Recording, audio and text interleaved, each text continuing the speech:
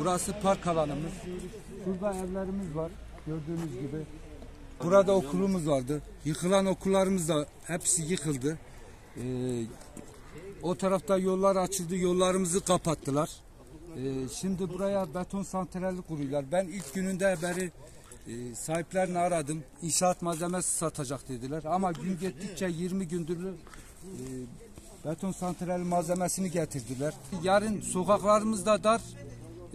Gelen giden araçlar da yetmeyecek. Gazı olacak, toz olacak.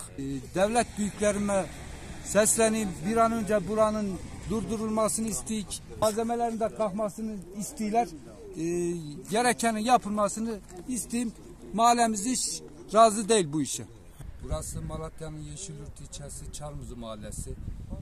Bu depremde evlerimiz yıkıldı. Burası ne rezerv alanı oldu, ne de bir şey yapıldı. Şimdiye kadar bekledik. Yıkılan okullarımız var. Arka tarafta 3 tane okulumuz yıkılmış. Şudur. 20 gündür bu beton santrallerini kurmaya çalışıyorlar. Biz bütün kurumlara kavuştuk. Kurumlar bizi 20 gündür şey olacak, kapatacak şey dediler. Ama yine çalışma oluyor. Bir an önce bunu yetkililerden sonlandırılmasını istiyor.